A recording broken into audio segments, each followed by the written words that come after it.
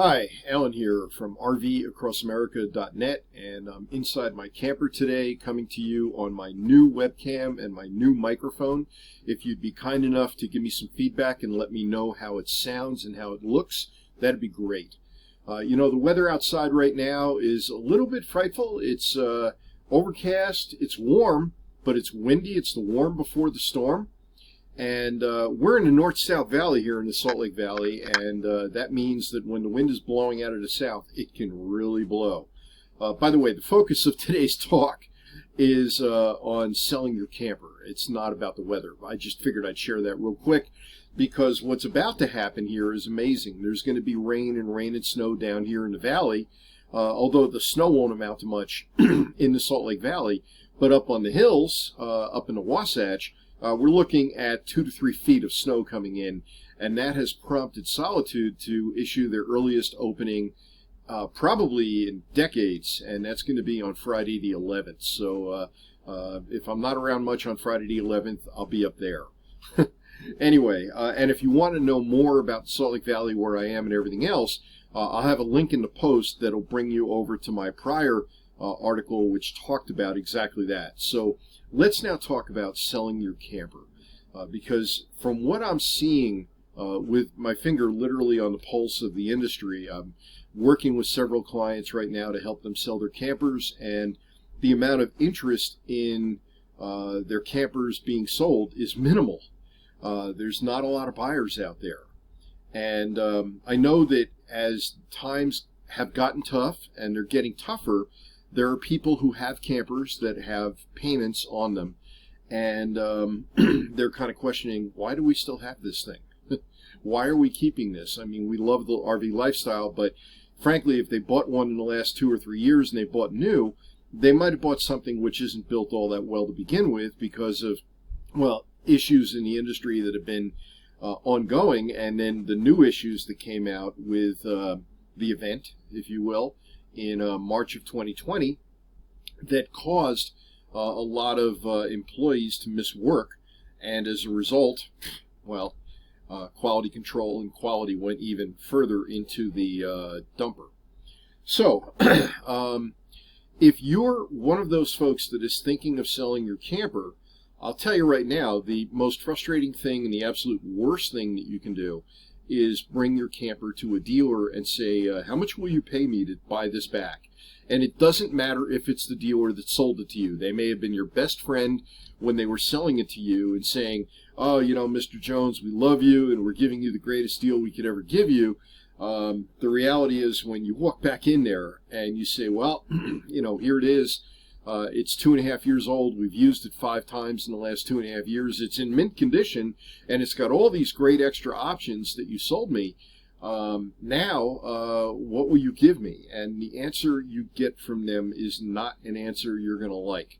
If you go to my post, which is going to be RVAcrossAmerica.net /selling your camper, you're going to see a specific example that I go through for a particular manufacturer and model, and it's typical for any of them. It doesn't matter whether it's Forest River or Thor or Jayco or Van Lee for that matter, or even Outdoors RV, although Outdoors RV and Arctic Fox are still in somewhat of a demand because of what they are.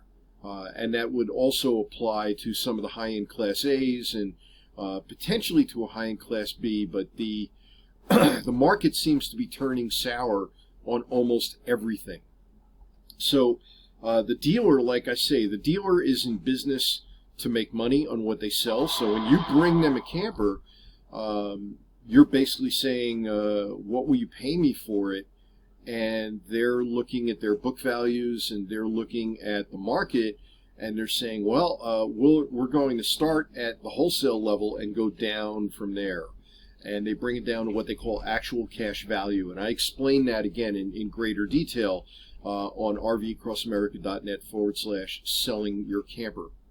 So the bottom line is that your best bet is then going into the private market and trying to sell it privately.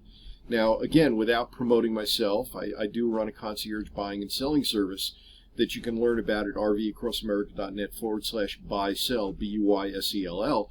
And for the clients that come to me, I charge a flat fee, and then I do all the work in terms of writing the ad, compiling the photos, posting the ads, and taking the initial calls to separate the wheat from the chaff, because there's a lot of scam artists. There will be dealers that will contact me that want to buy it for nothing, and they're getting slicker. They're definitely getting slicker. So the difference is that there's several thousand more, possibly tens of thousands more, depending on the value of your camper, that you're going to receive by going through the private market, whether you use my services or somebody like me, or whether you try and do it yourself. Either way. But the bottom line is, you know, and my clients have said to me, it's November 7th as I'm recording this, and some of them have said, well, you know, we want to sell our camper, but are we better off waiting until springtime and selling it then?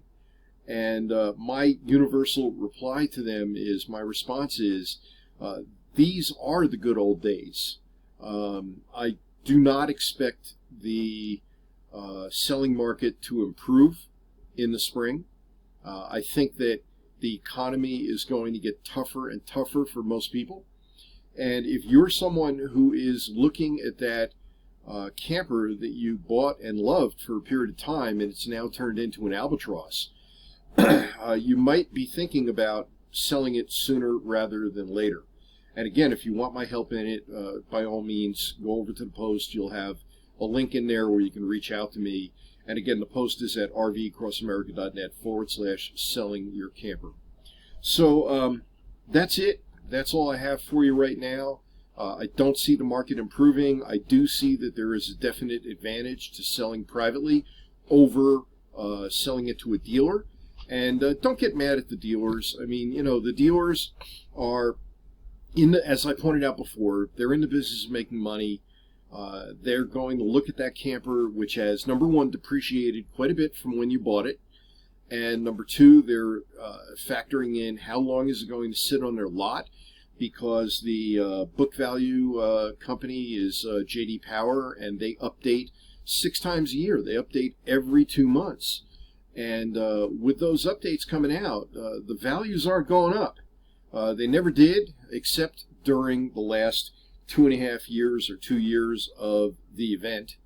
And you know, that was strange, seeing used camper values actually go up.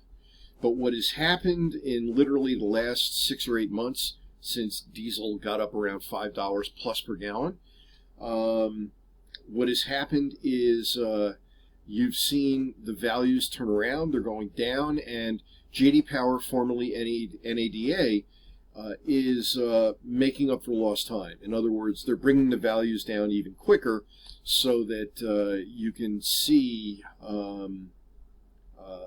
the values get back to where they would have been had we not had this blip over the last couple of years.